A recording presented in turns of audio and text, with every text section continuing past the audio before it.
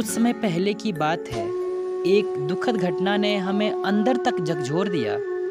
जब सुबह सुबह यह खबर सुनी कि कल रात पायल ने आत्महत्या कर ली, हमारे पैरों तले जैसे जमीन ही खिसक गई। कल शाम ही तो मिली थी, उससे लिफ्ट में हमेशा हंसती खिलखिलाती रहती, सबसे प्रेम से बोलती। 16 साल की तो थी।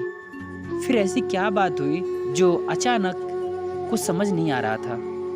एक खत उस माँ की तरफ से जिसने अपनी 16 साल की बेटी को खोया। उसमें लिखा था, मेरी लाडली पायल, क्या कहूँ तुम्हें, क्यों किया तूने ऐसा?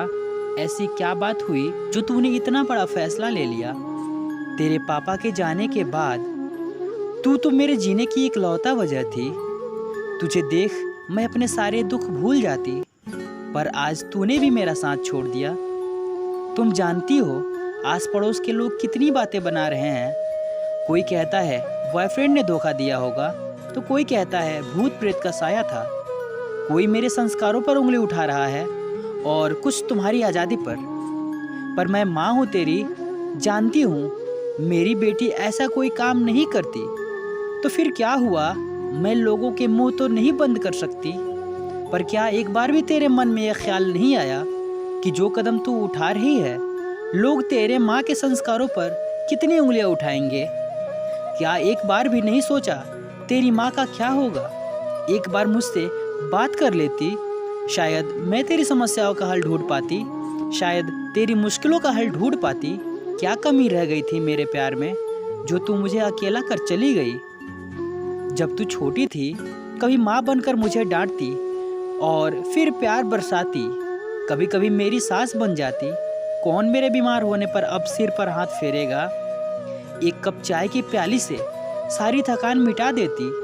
मैं जानती थी मेरी आंगन की ये चिड़िया एक दिन उड़ जाएगी, लेकिन ये नहीं जानती थी इस तरह उड़ जाएगी कि कभी वापस ही नहीं आएगी। ऐसा लग रहा है जैसे तेरे साथ इस घर का हर कोना निर्जीव हो गया है, सब कुछ अपनी जगह वैसे का वैसे पड़ा है। तू ही बता, अब किसे डांटूं मैं थोड़ा रिस्पॉन्सिबल बन जाने के लिए? किसे डांटूं अपना फैलाया हुआ सामान सही जगह पर रखने के लिए? किससे कहूँ थोड़ा रसोई का काम सीख ले, पराए घर जाना है? अब सोचती हूँ शायद मेरे ही प्यार में कुछ कमी रह गई होगी, जो तुम बिन बताए इस तरह चली गई। मैं अपने आप को एक परफेक्ट माँ समझती थी, पर तुमने मुझे गलत साबित कर दिया। मैं फेल हो गई बेटा, मैं फेल हो गई। जो आंगन तेरी किलकारियों से महक उठता था, आज वहाँ मुझे सिर्फ एक शोर सुनाई दे रहा है, माँ तुम मेरी कातिल हो। तो दोस्तों, अक्सर हम देखते हैं आज की युवा पीढ़ी किसी तनाव में आकर किसी छोटी मोटी परेशानी की वजह से आत्महत्या जैसे गंभीर कदम उठा लेते हैं। एक बार भी नहीं सोचते इसका अंजाम क्या होगा। बस मेरी रिक्वेस्ट है उन बच्चों से, अपने माता पिता से जब समय मिले बात करें, उनसे अपनी परेशानी शेयर करें।